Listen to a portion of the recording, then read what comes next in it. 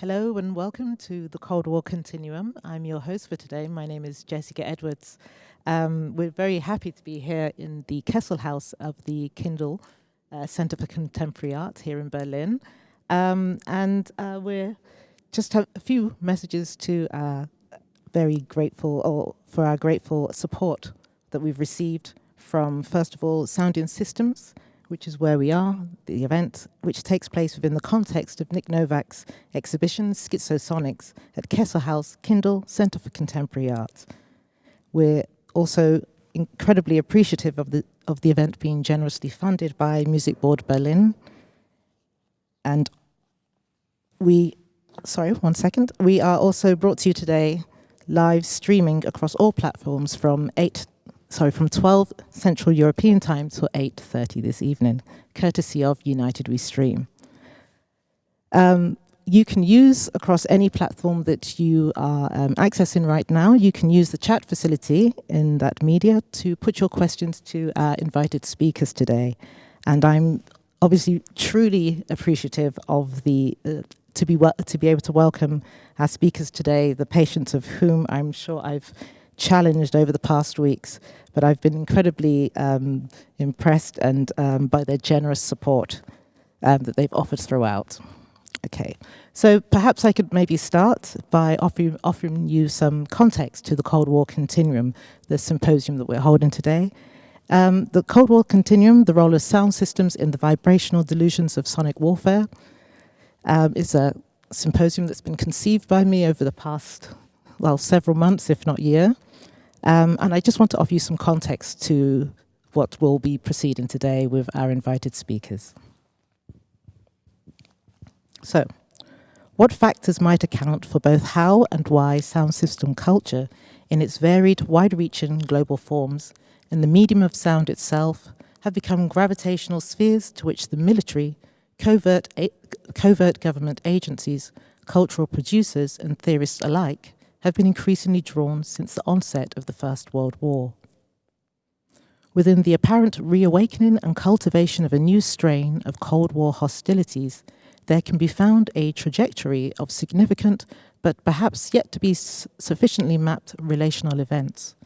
Events that arguably created the germinal conditions for the technological and sonic potentialities of sound and sounding systems' capacities to equally impact and reconfigure contemporary global politics, state warcraft, and the militarization of everyday life, on the one hand. And on the other, the visual arts, philosophical inquiry, scientific research and sound studies, race, feminist and queer discourse and praxis, and equally club subculture, therein becoming an increasingly vital tool in the armory of cultural politics. Today, we bring you a program of discussions, lectures, and audiovisual presentations, accompanying and reaching its apogee in the sound and visual artist Nik Nowak's exhibition, Schizo Sonics, the context of which we are in here today, and a performance which will be streamed live tomorrow, A War of Decibels, here at the KINDL Center for Contemporary Art, Berlin. The symposium, the Cold War Continuum, the role of sound systems in the vibrational delusions of sonic warfare, brings together renowned sonic theorists and philosophers, Cold War cultural commentators discussing, from both sides of the ideological divide, the history, practices and politics of Berlin's listening stations, with cultural practitioners from the visual arts, DJ and sound system culture, and the curatorial and museum exhibition context. In so doing, and through one axis of exploration, the symposium aims to uncover the unsuspected homologies, that is, the unanticipated soundings and coevolutions that exist between art, race, and the legacies of the Cold War's ideological sonopolitics, contemporaneous military technologies and practices, and the development of sound system culture. Revolving around the critical dissection of a series of punctual political and cultural events, the invited discussants today will consider the operative modalities through which the sonic potential of sounding systems entangled as they have been both historically and contemporaneously within wider sonopolitical battles of attraction and repulsion, and ultimately of power, control, and dominance, how they have been harnessed and or weaponized by competing ideological and cultural factors. And we will question how antithetical these modes really are. So today we will map from the near-forgotten history of Berlin's Lautsprecherkrieg, Berlin's loudspeaker war, beginning in 1961 with its mobile sound system clashes between East Germany's Red Hugos and West Germany's Studio Am Stacheldraht, and the escalating retaliatory sonic assaults across the German-German border in a race for spatial and psychical domination of the divided Berlin sky.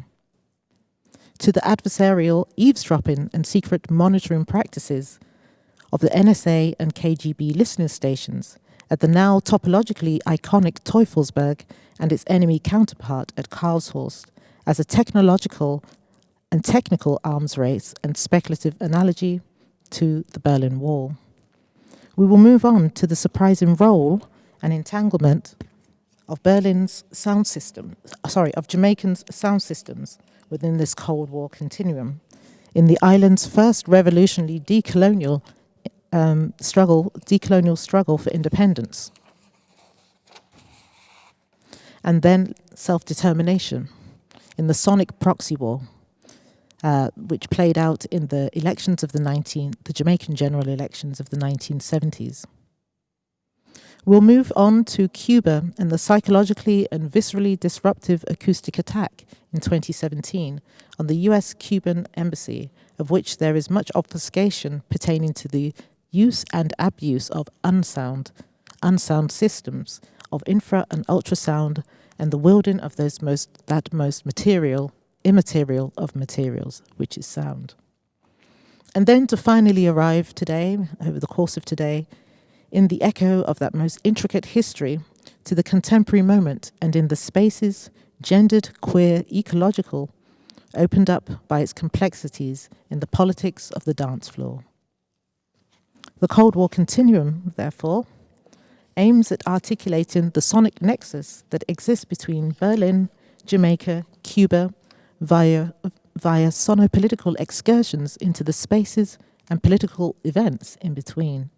to proffer an exploration of how thinking with and through sound system culture might yet open up new modes for rethinking the geopolitical reach, decolonization crises, and technological developments integral to the propagation of Cold War sonic propaganda, and of how and through what alternate methods might sound system culture yet be deployed for creating new modes of and for political expression and dissent, to counter the creeping return and propaganda of a new Cold War division of the world. The philosopher Gilles Deleuze wrote, it's not a matter of bringing all sorts of things together